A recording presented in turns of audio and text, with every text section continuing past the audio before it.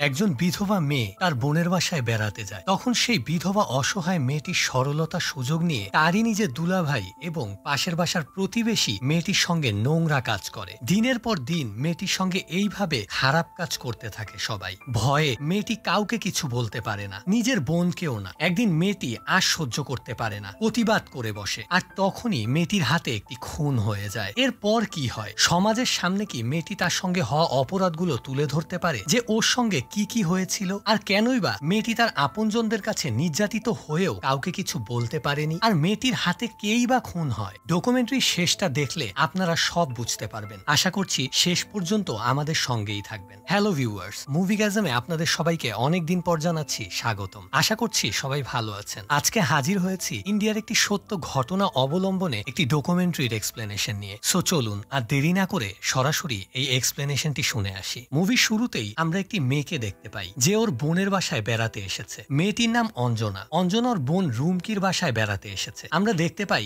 সোফায় বসে অঞ্জনার বোন রুমকিকে বলছে, আপা আমি আর ওই বাসায় থাকতে পারছি না। আমাকে বিয়ে দেওয়ার জন্য মা বাবা অনেক পাগল হয়ে গিয়েছে। আমার হাজবেন্ড মারা গিয়েছে 6 মাসও হয়নি। তখন রুমকি বলে, দেখ বোন, তোর তো এখন সারা জীবন পড়ে আছে। আমি জানি তুই দিনেশকে অনেক ভালোবাসতি, কিন্তু ও তো এখন আর এই পৃথিবীতে বেঁচে নেই। তোর এখন উচিত জীবনটা নতুন করে গড়ে তোলা। অঞ্জনা তখন বলে, আপা আমাকে কিছুদিন সময় দাও, আমি আগে স্বাভাবিক হই। এখান থেকে সিন কাট হয়। এবার আমরা অঞ্জনা দুলাভাই হরিশকে দেখতে পাই। অফিস থেকে বাসায় এসেছে। ঠিক সেই মুহূর্তে হরিশের সামনে একটি ছেলে এসে দাঁড়ায়। ওই ছেলেটির নাম হচ্ছে সঞ্জয়। সঞ্জয় হচ্ছে হরিশদের পাশের প্রতিবেশী। হরিশদের পাশের বাসাতেই ও থাকে। তো সঞ্জয় হরিশকে দেখে বলে, কি অবস্থা ভাই, কেমন আছেন? হরিশ তখন বলে, আমি ভালো আছি ভাই। সঞ্জয় তখন বলে, ভাই দেখলাম আজকে আপনাদের বাসায় একটি মেয়ে এসেছে, উনি কে? হরিশ তখন বলে, ও আচ্ছা, ও আমার শালি। বেচারির কিছুদিন আগেই হাজবেন্ড মারা গিয়েছে, তাই অনেক অন্যমনস্ক হয়ে থাকে। এই কথা শুনে সঞ্জয় বলে উঠে, ও আচ্ছা তাই নাকি? আমারও তো 3-4 বছর হলো ওয়াইফ মারা গিয়েছে। খুবই একা বোধ করি ভাই, জানেন। আচ্ছা ভাই চলুন না আপনার বাসায় গিয়ে দুজনে একবার দাবা খেলি। মূলত সঞ্জয়ের প্ল্যান ছিল হরিশের শালিকে একবার দেখা। এবার হরিশ দাবার কথা শুনে খুশি হয়ে বলে, আরে চলো চলো, তাহলে তো ভালোই হয়। এরপর হরিশ সঞ্জয়কে তার বাসায় নিয়ে যায়। ঘরে ঢুকতেই সঞ্জয় অঞ্জনাকে ড্রয়িং রুমে দেখতে পায়। আর দেখেই সঞ্জয় অনেক অদ্ভুত ভাবে অঞ্জনার দিকে তাকিয়ে থাকে, যেটা দেখে অঞ্জনার একটু বিরক্ত লাগে। হরিশ তখন ওর ওয়াইফ রুমকিকে বলে, এই আমাদের দাবার বোর্ডটা এনে দাও তো। রুমকি তখন অঞ্জনাকে রুম থেকে দাবার বোর্ডটা নিয়ে আসতে বলে। এবার অঞ্জনা যখন দাবার বোর্ডটা নিয়ে আসছিল, তখন আমরা দেখতে পাই সঞ্জয় আবারও অঞ্জনার দিকে অনেক অদ্ভুত ভাবে তাকিয়ে আছে। ওর পুরো শরীরটা ভালোভাবে দেখছিল সঞ্জয়। এবার অঞ্জনা সামনে এসে দাঁড়াতেই হরিশ সঞ্জয়ের সঙ্গে অঞ্জনার পরিচয় করিয়ে দেয়। এবার সঞ্জয় অঞ্জনাকে বলে ওঠে, শুনে অনেক খারাপ লাগলো যে আপনার হাজবেন্ড মারা গিয়েছে। জানেন আমার ওয়াইফও কিছু বছর আগে মারা গিয়েছে। আমিও অনেক একাকিত্ব বোধ করি। এই কথা শুনে হরিশ তখন বলে ওঠে, আচ্ছা থাক না এসব কথা। অঞ্জনা তুমি যা, আমাদের জন্য চা করে নিয়ে আসো। এবার অঞ্জনা রান্নাঘরে যায় চা বানাতে। তখন আবারও আমরা দেখতে পাই সঞ্জয় ওইভাবেই অঞ্জনার দিকে তাকিয়ে আছে। এবার অঞ্জনাও বিষয়টা লক্ষ্য করে আর ওর কাছে খুবই বিরক্ত লাগে। এখান থেকে সিন কাট হয়। পরের দিন সকালবেলা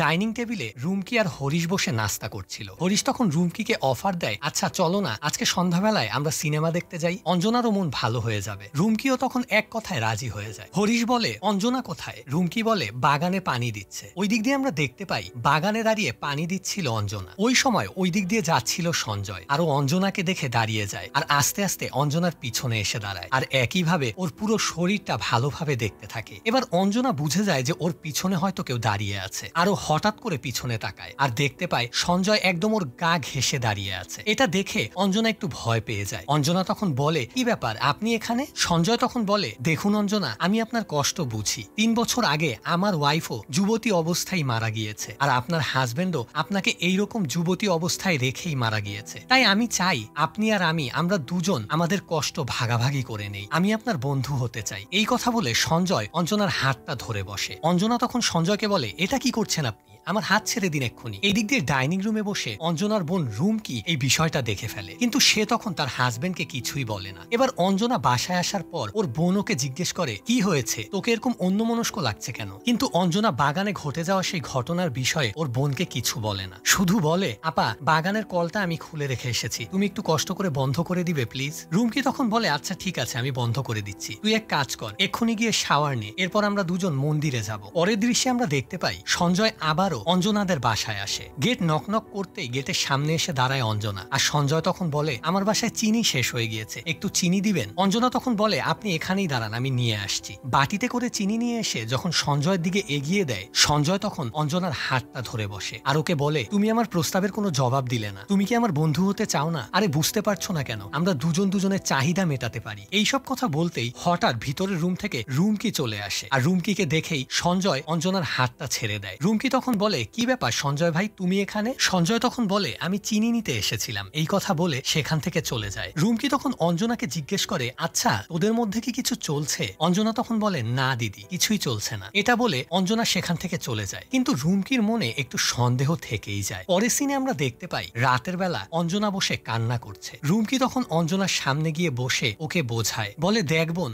অনেক হয়েছে, এবার তুই তোর জীবনটা নতুন করে সাজা। আর কারোর জন্য না হোক, তোর মৃত হাজবেন্ডের জন্য হলেও তুই আবারও নতুন করে তোর সংসার শুরু কর। এখান থেকে সিন কাট হয়। পরের সিনে আমরা দেখতে পাই রুমকি ওর হাজবেন্ডকে গিয়ে বলছে, আমার বোন তো কিছুতেই ওর অতীত ভুলতে পারছে না, প্লিজ তুমি গিয়ে ওকে একটু বুঝাও না, হয়তো তোমার কথাও শুনবে। হরিশ তখন বলে, আরে তুমি খামোখাই টেনশন নিচ্ছ, দেখবে আস্তে আস্তে সব ঠিক হয়ে যাবে, এখন শুয়ে পড়ো। এটা বলে ওরা দুজন শুয়ে পড়ে। রাতের বেলা হঠাৎ করে আমরা দেখতে পাই হরিশ ঘুম থেকে উঠে আস্তে আস্তে রুম থেকে বেরিয়ে যাচ্ছে। কিছুক্ষণ পরে রুমকির ঘুম ভেঙে যায় আর ও পাশে তাকাতেই দেখতে পায় ওর হাজবেন্ড বিছানায় নেই। এক পর্যায়ে রুমকি ওর হাজবেন্ডকে খোঁজার জন্য রুম থেকে বেরিয়ে যায়। ডাইনিং রুমে গিয়ে আশেপাশে তাকিয়েও ও কোথাও ওর হাজবেন্ডকে খুঁজে পায় না। তখন রুমকির অজান্তেই মনে মনে সন্দেহ তৈরি হয় যে হরিশ ওর বোনের রুমে যায়নি তো। তাই আস্তে আস্তে রুমকি ওর বোনের রুমের সামনে গিয়ে দরজাটা আস্তে করে খুলে ভিতরে তাকায়। কিন্তু তখনই আমরা দেখতে পাই হরিশ বাহির থেকে ঘরে ঢুকছে আর হরিশ দেখে যে রুমকি ওর বোনের রুমের ভিতরে তাকিয়ে আছে। হরিশ তখন রুমকিকে ডাক দেয়। রুমকি তখন ওর হাজবেন্ডকে দেখে জিজ্ঞেস করে, কোথায় গিয়েছিলে তুমি? উত্তরে ওর হাজবেন্ড বলে, এই তো বাহিরে একটু হাঁটাহাঁটি করতে গিয়েছিলাম, শরীরটা ভালো লাগছিল না। রুমকি তখন বলে, তো আমাকে ডাকলে না কেন? হরিশ বলে, না ভাবলাম তুমি ঘুমাচ্ছ তাই আর ডাকিনি। এটা বলে হরিশ রুমে চলে যায়। কিন্তু আবারও আমরা দেখতে পাই যে রুমকির মনে একটা সন্দেহ তৈরি হয়েছে। পরের দিন সকালবেলা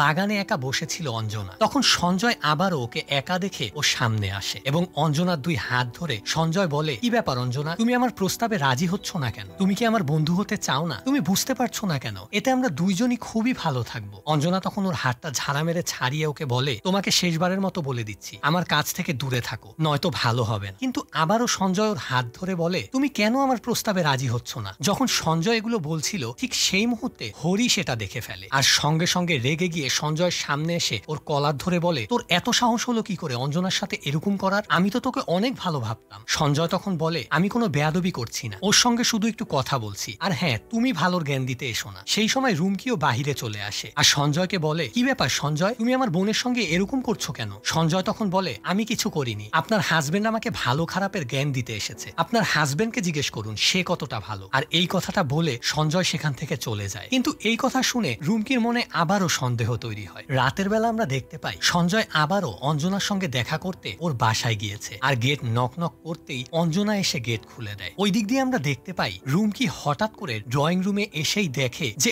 অঞ্জনা আর সঞ্জয় ওরা দুজন ঘনিষ্ঠ সময় কাটাচ্ছে। আর এই দৃশ্য দেখে রুমকি ভীষণ চেতে যায়। সঞ্জয় রুমকিকে দেখার সঙ্গে সঙ্গে সেখান থেকে চলে যায়। রুমকি তখন অঞ্জনাকে অনেক বকাবকি করে, বলে, আমি তোকে কতদিন ধরে বোঝাচ্ছি কিন্তু তুই আমার কথা শুনলি না, তবে নিজে নিজে আমাকে না জানিয়ে আমারই বাসায় একটা পরপুরুষের সঙ্গে এরকম নোংরামি করছিস। অঞ্জনা তখন কান্না করতে থাকে। রুমকি বলে, আমি কালকেই সঞ্জয়ের সঙ্গে কথা বলবো তোর বিয়ের ব্যাপারে। পরের সিনে আমরা দেখতে পাই রুমকি ওর হাজবেন্ডকে বলে, হরিশ, আমার মনে হয় অঞ্জনা আর সঞ্জয়ের মধ্যে কোনো অ্যাফেয়ার চলছে। এই কথা শুনে হরিশ তখন বলে, আরে না না, এরকম কিছু হবে না। কেন, তুমি কিছু দেখেছো নাকি? রুমকি তখন গতকাল রাতের বিষয়টা ওর হাজবেন্ডকে বলে না। পরের দিন সকালবেলা রুমকি অঞ্জনাকে বলে, আমি সঞ্জয়কে ডেকে পাঠিয়েছি, ও আসলেই আমি ওর সঙ্গে তোর বিয়ের ব্যাপারে কথা বলবো। কিন্তু আমরা দেখতে পাই অঞ্জনা এতে একটুও রাজি ছিল না। কিছুক্ষণ পরে সঞ্জয় চলে আসে। রুমকি সরাসরি সঞ্জয়কে প্রশ্ন করে যে, তুমি কি আমার বোনকে বিয়ে করতে চাও? তোমাদের মধ্যে কিছু চলছে তা তো ক্লিয়ার। কিন্তু এই কথা শুনে সঞ্জয় বলে ওঠে, কি বলছেন আপনি? আমার কি মাথা খারাপ হয়েছে যে আমি আপনার বোনকে বিয়ে করব? আপনার বোন তো একটা দুশ্চরিত্রা। এবার এই কথা শুনে রুমকি ভীষণ রেগে যায় এবং তখনই সঞ্জয়কে ঘর থেকে বের করে দেয়। পরের সিনে আমরা দেখতে পাই অফিস থেকে হরিশ বাসায় ফিরে এসেছে এবং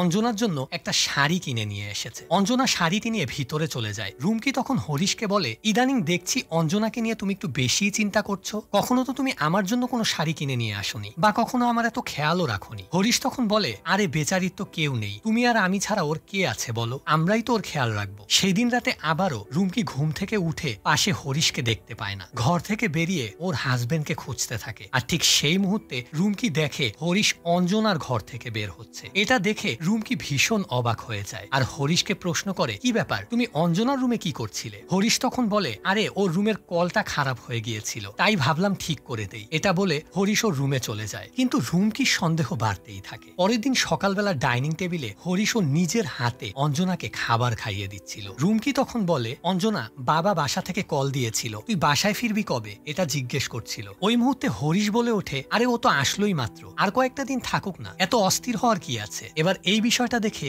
রুমকি সন্দেহ করতে থাকে। সেই দিন রাতের বেলা রুমকি হরিশকে প্রশ্ন করে, আচ্ছা হরিশ, তুমি অঞ্জনাকে নিয়ে একটু বেশি বাড়াবাড়ি করছো না? কিন্তু হরিশ বলে, আরে এগুলো সব তোমার মনের ধারণা, আমি তো কিছুই করছি না। সেই দিন রাতে আবারও হরিশ মাঝরাতে বিছানা থেকে উঠে আস্তে করে রুম থেকে বেরিয়ে যায়। এবার রুমকি ঘুমের ভান ধরে বিছানায় শুয়েছিল। হরিশ রুম থেকে বের হতেই রুমকিও আস্তে করে ওর পিছনে পিছনে রুম থেকে বেরিয়ে যায়। ওই দিক দিয়ে হরিশ রুম থেকে বেরিয়ে চলে যায় অঞ্জনার রুমে। এবার রুমকি অঞ্জনার রুমের দরজা খুলতেই দেখতে পায় হরিশ আর অঞ্জনা ওরা দুজন বিছানায় অন্তরঙ্গ মুহূর্ত কাটাচ্ছে। আর এই দৃশ্য দেখে রুমকি এবার চিৎকার করে ওঠে আর অঞ্জনাকে গালাগাল দিতে থাকে এবং বলে, আমি তোকে আমার বাসায় নিয়ে এসেছি তোর সংসার গুছিয়ে দেওয়ার জন্য, আর সেই তুই আমার সংসার ভাঙছিস। অঞ্জনা তখন সরি বলতে থাকে। আর এটা শুনে রুমকি আবারও রেগে গিয়ে অঞ্জনাকে একটা চর মেরে বসে আর ওকে বলে, কালকে সকালের মধ্যেই তুই আমার বাসা থেকে বেরিয়ে যাবি, আমি আর তোর মুখ দেখতে চাই না। কিন্তু রুমকি ওর হাজবেন্ডকে কিন্তু কিছুই বলে না। এর কারণ অবশ্য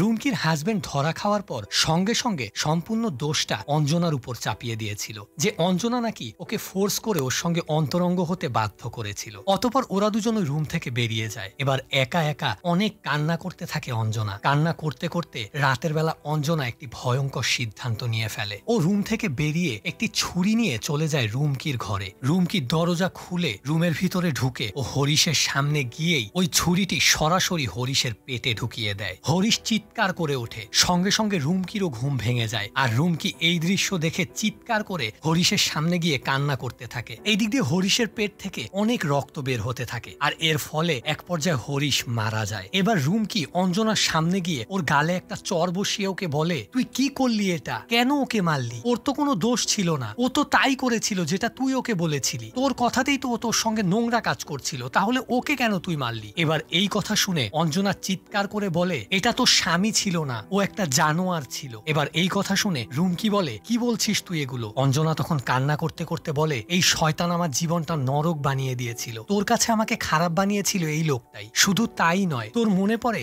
একদিন আমি তোকে বলেছিলাম, আপা আমি বাগানে কল ছেড়ে এসেছি, তুমি একটু কলটা বন্ধ করে দাও, আমি গোসলে যাচ্ছি। সেই দিন যখন আমি ওয়াশরুমে গিয়েছিলাম তখন এই শয়তানটা ওয়াশরুমের পিছনের জানালা দিয়ে আমার গোসল করার ভিডিও ধারণ করেছিল। এরপর ওই ভিডিও দেখিয়ে আমাকে রোজ ব্ল্যাকমেইল করতে শুরু করে এবং জোর করে আমার ইজ্জত লুট করে। এই কথা আমি কাউকে বলতে পারছিলাম না, এমনকি আমাকে এই বাসা থেকে যেতেও দিচ্ছিল না এই শয়তানটা। ওর এই নোংরা কাজের জন্য আমি আরো বিপদে পড়ে যাই। ও যেই দিন আমার ইজ্জত লুট করছিল ওই দিন আরেক শয়তান সঞ্জয় জানালা দিয়ে ওটা ভিডিও করেছিল। এরপর ও আমাকে ব্ল্যাকমেইল করতে শুরু করে, যদি আমি ওর সঙ্গে শারীরিক সম্পর্ক না করি তাহলে নাকি ওই ভিডিও ভাইরাল করে দিবে। তাই তুমি সেই দিন রাতে সঞ্জয়ের সঙ্গে আমাকে যা করতে দেখেছিলে সেটা সঞ্জয় আমাকে জোর করে বাধ্য করেছিল করার জন্য। আর এই সবকিছু হয়েছে শুধু একমাত্র এই শয়তানটার জন্য। এই দুইজনে মিলে আমার জীবনটা নষ্ট করে দিয়েছিল। যেই তুমি ছোটবেলা থেকে আমার গায়ে হাত তুলনি, সেই তুমিও আজকে এই শয়তানটার জন্য আমার গায়ে হাত তুললে। আমি আর বাঁচতে চাই না দিদি, আমি মরে যেতে চাই। এই কথা বলে অঞ্জনা কান্না করতে করতে ওর বোনকে জড়িয়ে ধরে। পরের দৃশ্যে আমরা দেখতে পাই পুলিশ চলে এসেছে। গেটের বাইরে বসে কান্না করছে রুমকি, আর ওর সামনে দিয়েই অঞ্জনাকে পুলিশ ধরে নিয়ে যায়। অন্যদিক দিয়ে আমরা দেখতে পাই